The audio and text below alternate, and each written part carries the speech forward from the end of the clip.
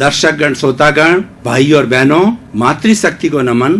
खास, विशेष, मनमोहक, हमारे जीवन को अच्छा बनाने वाला, स्वास्थ्य के संबंधी टिप्स देने वाला, धर्म दर्शन की बात बताने वाला, सत्संग की बात बताने वाला, जीवन का उत्थान करने वाला कार्यक्रम में आप सभी का हार्दिक स्वागत है, अभिनंदन है, सत्कार है। पुनरुत्थान कार्यक्रम में हम प्रतिदिन नए नए सुंदर सुंदर विषयों के साथ में प्रस्तुत होते हैं। तो आज का हमारा विषय है बदले की भावना से बचें।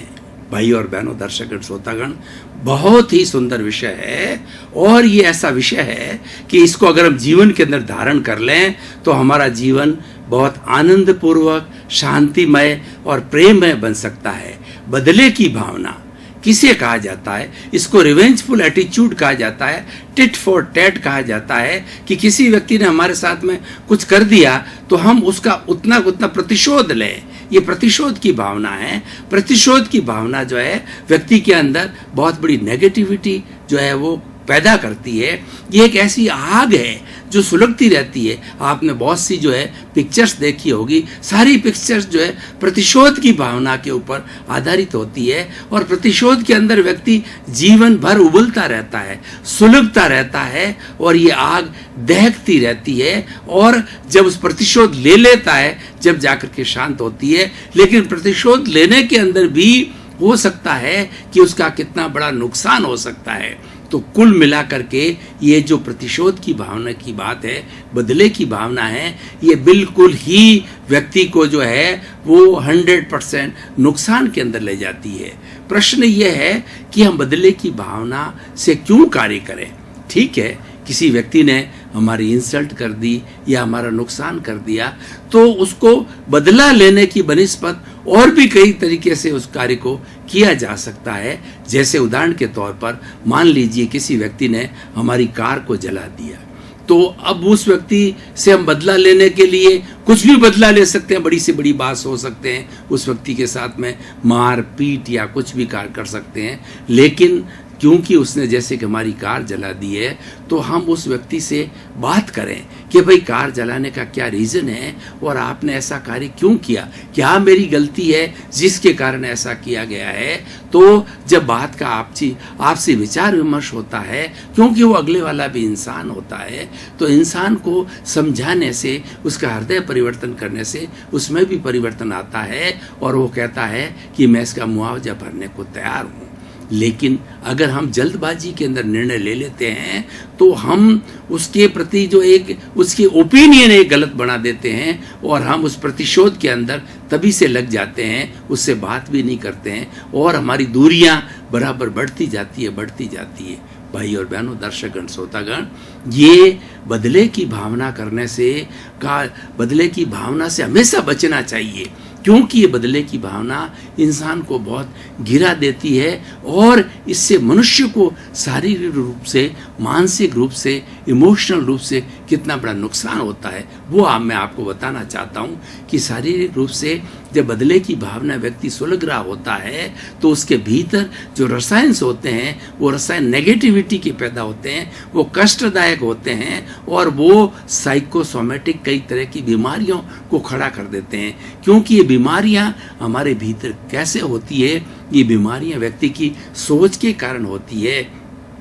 व्यक्ति कैसा चिंतन करता है, नेगेटिविटी से होता है। जो व्यक्ति हर समय नेगेटिव विचार के साथ में सोचता रहता है तो उसको बीमारी का शरीर ये शिकार हो जाता है और मानसिक अशांति हो जाती है, व्यक्ति को नींद नहीं आती है और व्यक्ति जो है वो किसी के साथ में हंसी मजाक के साथ के अंदर वो घुल मिल भी नहीं सकता है और उसका सारा जीवन जो है बहुत अस्त व्यस्त हो जाता है। इसीलिए बदले की भावना जो है हमें इससे हमेशा बचते रहना चाहिए। अब प्रश्न ये है कि बदले की भावना खड़ी क्यों होती है? उनके कारणों पे हमें जो है ध्यान देना होता है। बिना कारण के कोई कार्य नहीं होता है, ये प्रकृति का नियम है। तो हमें उसकी डायग्नोसिस करनी है, हमको गहराई में जाना है कि आखिर के अंदर ये स्थिति क्यों खड़ी होती है। देखिए, कार्य दो तरह से होते हैं, एक तो जानबूझकर होता है, एक और अनजान के अंदर होता है। जानबूझकर कार्य कब होता है? हम किसी व्यक्ति को कोई कष्ट देते हैं, हमने चला करके किसी व्यक्ति को कोई तकलीफ पैदा की, उसको नुकसान दिया, उसको बहुत बड़ी ट्रेजेडी में डाल दिया, बहुत बड़ी परेशानी में डाल दिया है, तो वो हमारे से बदला लेना चाहता है। और दूसरा क्या है कि एक कार्य होता है वो अनजान के अंदर होता है, व्यक्ति को पता ही नहीं है कि किस व्यक्ति ने कार्य किया है, और वो किसी को इधर उधर से वो सुन करके और किसी के बताने से वो व्यक्ति जो है बदला किसी के प्रति लेने लग जाता है। तो इस तरीके से हम बताना चाहते हैं कि बदले की भावना के कारणों में एक सबसे बड़ा कारण है कि शॉर्ट थिंकिंग, कि हम उसकी बात की गहराई में नहीं जाते हैं कि इसके क्या रीज़न है, इसके लिए दोषी कौन है। अगर हम स्वयं दोषी हैं तो हम बदले की भावना क्यों लें?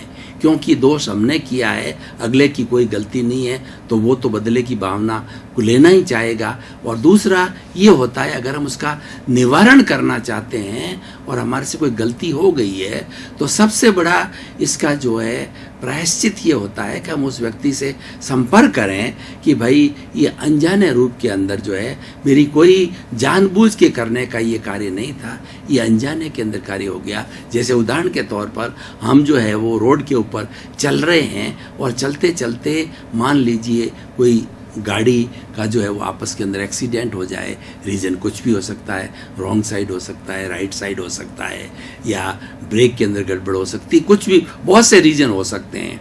तो कार्य हादसा हो गया। अगर हम उस वक्त के अंदर उतावलापन करते हैं, उसमें अपने आप को कंट्रोल नहीं रखते हैं, तो वह व्यक्ति बदले की भावना पे खड़ा हो जाता है। तो ऐसी स्थिति के अंदर हमें बदले की भावना को शांत करने के लिए क्या करना चाहिए कि धीरज रखना चाहिए, पेशेंस रखना चाहिए। उससे जो है वो एक शांति का वातावरण खड़ा होता है। धीरज का जो फल होता है बहुत मीठा फल होता है, वो हमें लेना चाहिए। और ऐसी स्थिति में हम शांति से बात करें कि भाई ये अनजाने के अंदर हो गया, कुछ ऐसी परिस्थितियां बन गई जिसके कारण ये कार्य हो गया, तो अगला वाला भी चिंतन करेगा कि भाई इसकी कोई गलती नहीं है, हमें वो माफ़ भी कर दे, या छोटा मोटा मुआवजा दे करके भी हम बच सकते हैं। अगर हम बदले की भावना को बहुत विस्तार देवें तो इसका रूप कुछ भी हो सकता है। देखिए, आदमी ये तो आग है जो सुलगती रहती है, और वो उसके अंदर ऐसे ऐसे प्लान बनाता है कि जिस व्यक्ति से बदला लेना है उसको मारने का, पीटने का, ख़त्म करने का, उसका मर्डर करने का कुछ भी हो सकता है, या उसका बदला लेने के लिए कोर्ट कार्रवाई भी हो सकती है। कुल मिलाकर के व्यक्ति जो है सारा, जो बदला लेने वाला है और जिससे बदला लिया जाता है, दोनों बहुत बड़े टेंशन के अंदर आ जाते हैं।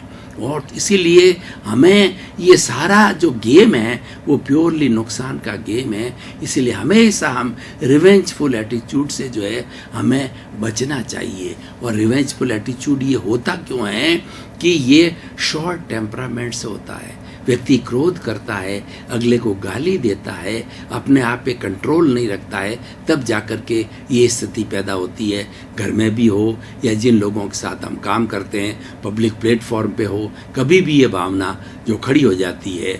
तो इसीलिए हमें इस लाइन के अंदर जाना ही नहीं चाहिए। हम आदमी की जब सोच फर्स्ट टाइम में डेवलप हो जावे तो कि हमें किसी को नुकसान देता, ये डेवलप क्यों होती है बदले की भावना, कि हम भीतर में ये सोचने लग जाते हैं कि इस व्यक्ति को कोई न कोई तरह का मुझे कष्ट देना है, नुकसान देना है, तब जाकर के ये बात खड़ी होती है। अगर व्यक्ति प्रारंभ से ही जो कुछ भी कार्य होता है हमारे दिमाग में होती है, बदला लेने के लिए आप देख लिए जितने बड़े बड़े विश्व युद्ध हुए हैं और जितने युद्ध हुए हैं, वो सारा युद्ध मनुष्य के दिमाग के अंदर सबसे पहले आता है, माइंड के अंदर उसकी प्लानिंग होती है, क्योंकि वो सत्ताधारी होता है और उसके पास के अंदर सारे साधन संपन्न होता है। तो वह वो कुछ महायुद्ध भी करवा सकता है, युद्ध भी करवा सकता है ऐसा व्यक्ति, तो वो बड़ी खतरनाक स्थिति होती है, उसे धन और जन की बड़ा नुकसान होता है। इसलिए साधारण रूप के अंदर हम बदले की भावना लें तो कुल मिलाकर के नुकसान ही नुकसान होता है। अब इस टॉपिक को हम आज के सिनेरियो के अंदर देखें कि आज के सिनेरियो के अंदर ये बदले की भावना ज़्यादा क्यों पैदा हो रही है, क्योंकि सहनशीलता की कमी आज सबसे बड़ा कारण है कि व्यक्ति सहन करना ही नहीं चाहता है, कोई किसी व्यक्ति को एडजस्ट करना ही नहीं चाहता है और नेले पे देला देना चाहता है। वो देखता है कि मैं कौन सा कमज़ोर हूँ, टिट फॉर टैट करता है। उसने एक बात सुनाई तो दो बात सुनाई है, और वो बदले के लिए एक कार्य करता है तो दो कार्य करता है। इस तरीके से ये हिंसा से enmity brings the enmity and the peace brings the peace. तो ये चेन है, ये चेन चलती रहती है। अच्छाई की चेन भी चलती है और बुराई की चेन चलती है।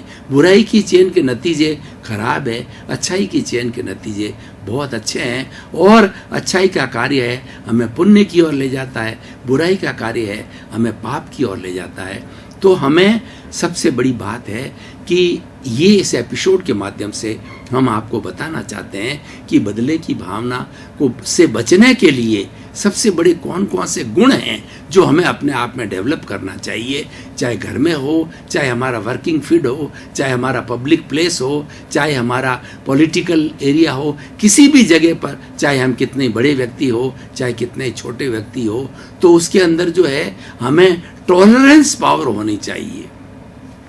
टॉलरेंस पावर नहीं होने से शॉर्ट टेम्परामेंट वाला व्यक्ति जो है हर वक्त नया नया बकेड़ा खड़ा करेगा, नया झगड़ा पैदा करेगा, तो उससे बदले की भावना पैदा हो जाती है। और दूसरी बात यह है कि बदले आदमी को हमेशा जो है वो पश्चाताप, प्रायश्चित, सॉरी, इन सब चीज़ों में विश्वास करना चाहिए।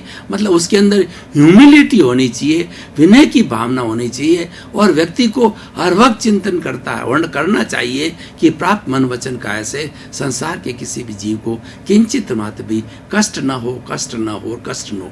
व्यक्ति भीतर अपनी सोच को अच्छा रहे तो बदले की भावना का प्रश्न ही खड़ा नहीं होता है। वो तो ईश्वर से प्रार्थना करे कि मुझे किसी को कष्ट देना ही नहीं है, और अनजाने में कष्ट हो जाता है तो उस व्यक्ति से जो है हम रिक्वेस्ट करें, उससे क्षमा याचना करें कि भाई ये अनजाने के अंदर हुआ। और ऐसा हमारे भारतीय संस्कृति के ग्रंथों में कहा है कि क्षमा वीरस्य भूषणम। वीर कौन होता है? जो क्षमा करता है। टिट फॉर टैट करना कोई बहुत बड़ी बात नहीं है, ईंट का जवाब पत्थर से देना कोई बड़ी बात नहीं है, प्रतिशोध लेना कोई बड़ी बात नहीं है, लेकिन क्षमा करना बहुत बड़ी बात है। मैं आपको यहाँ पर एग्जाम्पल साइट करना चाहूँगा कि जीसस क्राइस्ट जो है महान क्यों बने। जीसस क्राइस्ट को बेकसूर रूप के अंदर जो है उनको सूली पर चढ़ाया गया और उनके शरीर के ऊपर कई घाव दिए गए, तो उन्होंने जो कहा अंत समय के अंदर ये कहा गया कि ये जो बेचारे करने वाले हैं ये ना समझ है, हे ईश्वर इनको क्षमा करना। देखिए क्षमा के अंदर इतना बड़ा गुण होता है। भगवान महावीर ने 12.5 वर्ष तक जो है वो वन के अंदर तपस्या करी, और उन्होंने अपने आप को जो है वो सेल्फ निरीक्षण करने के लिए वन वो जाते रहे। तो कई लोगों ने उनको भारी भारी कष्ट दिए। उनको एक संगम देव ने जो है रात के अंदर 20 मारणांतिक कष्ट दिए, लेकिन फिर भी जो है भगवान राग द्वेष नहीं रख करके और वो न्यूट्रल रहे, वो समता भाव में रहे। और आखिर जब उसका समय संगम का समाप्त हुआ तो संगम के समाप्त होने पर उसने कहा कि मैं आपको कैसा लगा? उन्होंने कहा कि तुम तो मेरे उद्धारक हो। अगर किसी व्यक्ति का माल जो है पड़ा है और रात हो रही है, दूसरे दिन वो खराब होने वाला है, और उसको कोई रुपए का माल है 1.25 रुपए के अंदर खरीदने में आ जाता है, तो उसको कितनी प्रसन्नता होगी।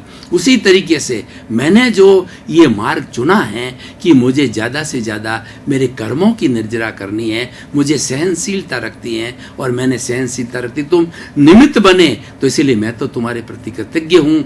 और लेकिन इस बात पे संगम देवता ने उनको नमन किया कि मेरी गलती है, देखिए कि हम बदले की भावना छोड़ते हैं तो हमारा आभा मंडल बहुत पवित्र होता है। हमारे भीतर नेगेटिविटी की जगह पॉजिटिविटी बढ़ती है। पॉजिटिविटी का और नेगेटिविटी का फॉर्मूला ये है कि जूं आप नेगेटिविटी छोड़ते जाओगे त्यों पॉजिटिविटी बढ़ती जाएगी, और जो पॉजिटिविटी बढ़ेगी जो प्योरिटी बढ़ेगी, और प्योरिटी जब इतनी हाई डिग्री की हो जाएगी तो व्यक्ति को जो है केवल ज्ञान तक हो सकता है, ब्रह्म ज्ञान तक हो सकता है, और उसका जीवन संपन्न होने के बाद उसको मोक्ष की प्राप्ति हो सकती है।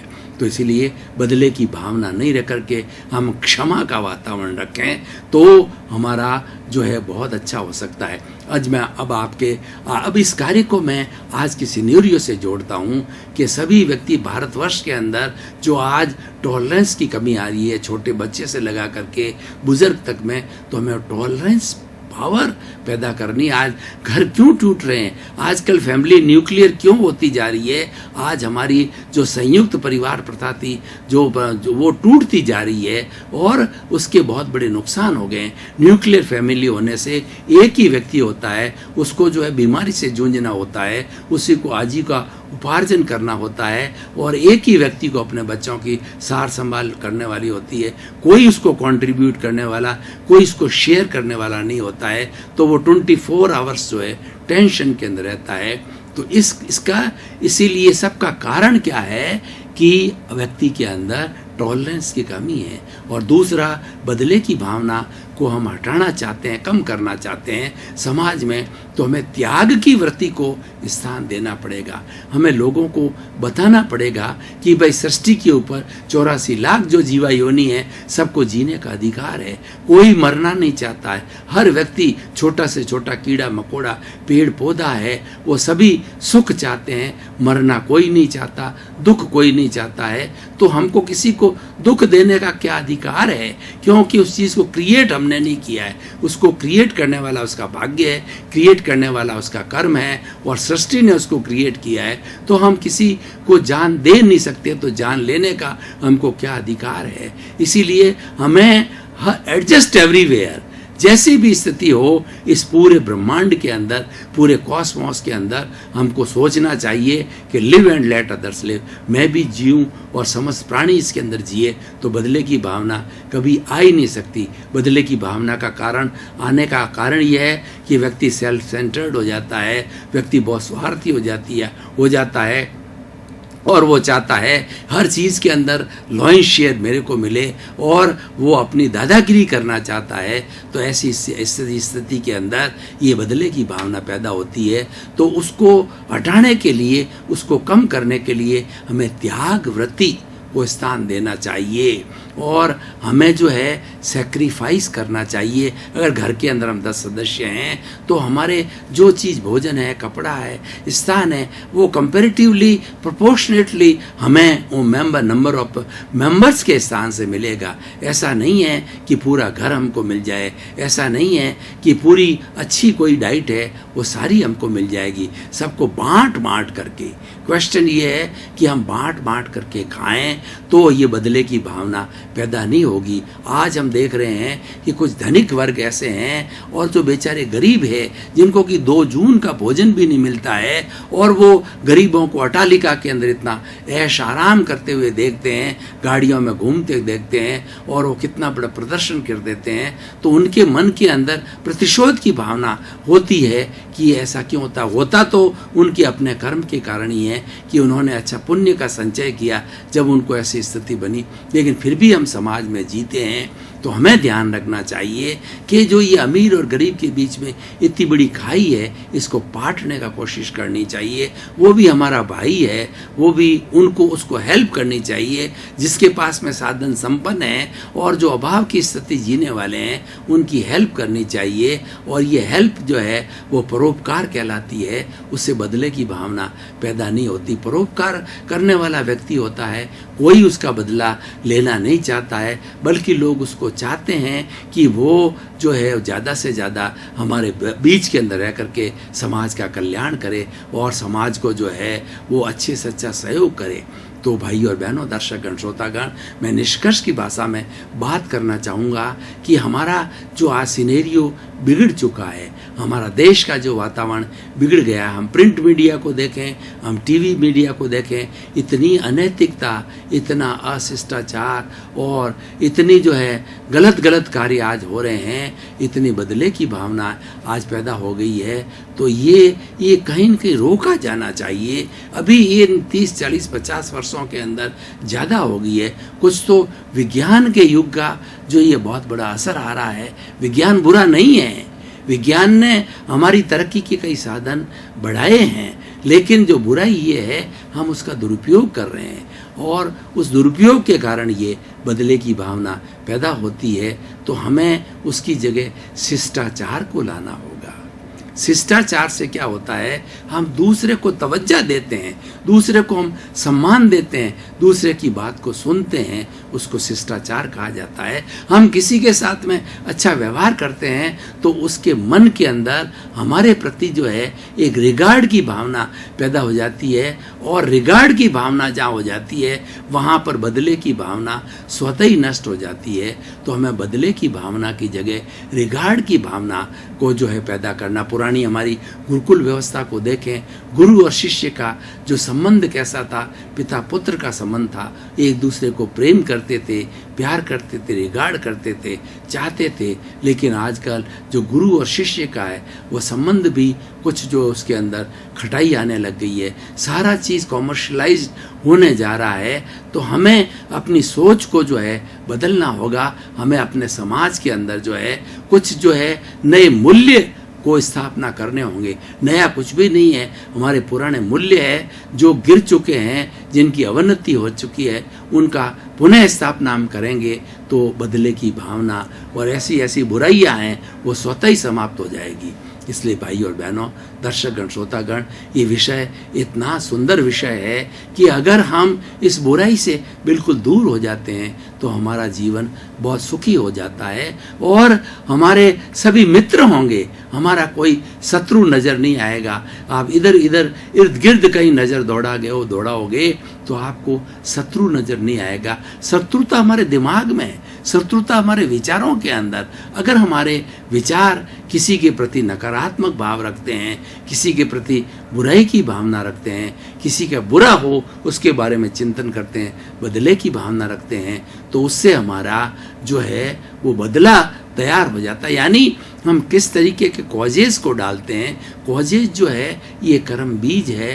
कॉजेज डालने से ये भाव है, और जैसे कॉजेज डाले जाते हैं वो आगे जाकर के इफ़ेक्ट हो जाता है। तो हमें प्रारंभ से ही अपने चिंतन को अच्छा करना है, और चिंतन को अच्छा करने के लिए हमारी जो शिक्षा पद्धति है उसके अंदर खास तौर से हमारे विद्यार्थियों को, बच्चों को प्राइमरी स्कूल से लगा करके शिक्षा दी जानी चाहिए कि जो मानवीय मूल्य हैं उन मूल्यों को बच्चा शुरू से जैसे कि आजकल बच्चे बहुत उद्दंड होते हैं और उस उद्दंडता की वजह से वो बदले की रिवेंजफुल एटीट्यूड के अंदर चले जाते हैं। अगर प्रारंभ से ही बच्चे को घर में, स्कूल के अंदर विनयशील उसको बनाया जाए, उसको गुरु के प्रति विनयशील, बड़ों के प्रति विनयशील, अपने भाई बहनों के प्रति विनयशील, तो वो बच्चा कभी भी उद्दंड नहीं होगा और उसके अंदर बदले की भावना का प्रश्न खड़ा नहीं होगा। भाई और बहनों, बदले की भावना की आग ऐसी है कि इसके कुछ भी परिणाम आ सकते हैं। घर के घर बर्बाद हो जाते हैं।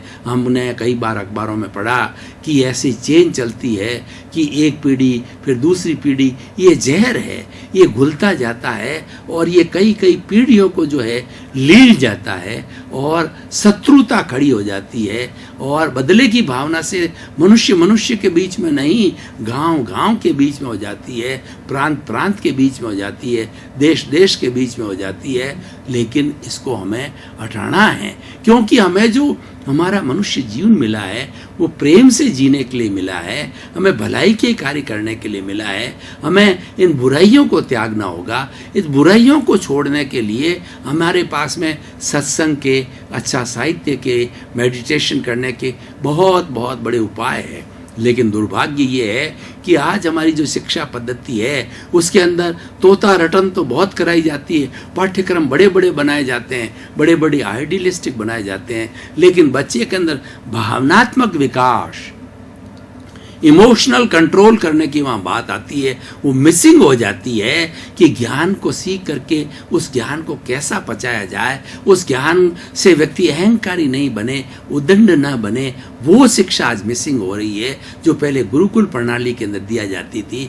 उसको हमें पुनः पैदा करना है कि हमारी इमोशंस है, क्रोध, अहंकार, माया, लोभ, ईर्ष्या, मत्सर है, उन चीज़ों को हमारे जीवन में स्थान नहीं देना है और हमारे जीवन में हैं तो उनको हटाया जाना चाहिए। उनको हटाए जाने के लिए बहुत से उपाय हमारे पास में हैं। हमारे पास में विपुल रूप से जो साहित्य जो है वो अवेलेबल है और हमारे साथ में मेडिटेशन की कितनी कितनी क्रियाएं होती है। और ये जितने भी हिंदुस्तान के अंदर मंदिर बने हुए हैं, ये मंदिर सब है अच्छा इंसान बनने के लिए हैं। हमारे भारत के अंदर हम देखें, हमारी भारतीय संस्कृति इतनी सुंदर संस्कृति है कि व्यक्ति अगर अच्छाई की तरफ का नज़रिया बना देता है और वो चारों तरफ घूमता है तो चारों तरफ अच्छाई नजर आती है। मूल जो बीमारी है हमारे मस्तिष्क के अंदर, हमारे इमोशंस के अंदर है, उस इमोशंस के अंदर करेक्शन दिया जाना चाहिए। इमोशंस के अंदर करेक्शन देने के लिए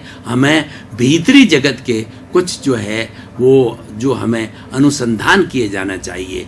बुद्धि के लेवल पर जो है बहुत तर्क बढ़ जाता है और हर व्यक्ति जो है अपने आप को अहंकारी मानता है और हर व्यक्ति ये सोचने लग जाता है कि मैं तो बहुत कुछ जानता हूँ, अगले वाला कुछ भी नहीं जानता। लेकिन जो महापुरुष पुराने हुआ करते थे वो ये मान करके चलते थे मैं तो अज्ञानी हूँ। परम विनय से वो कहा करते थे मैं तो अज्ञानी हूँ, कुछ भी नहीं जानता हूँ। एक भक्त है अपने गुरु के सामने जब ये खाली होकर के जाता है, ये भावना लेकर के जाता है परम विनय मैं कुछ नहीं जानता, मैं मूढ़ हूँ, मैं अज्ञानी हूँ, उसको ज्ञान मिलता है और अपने दिमाग से जो है दिमाग को भर करके जाता है कि मैं तो सब कुछ जानता हूँ, उसको ज्ञान की प्राप्ति नहीं होती है।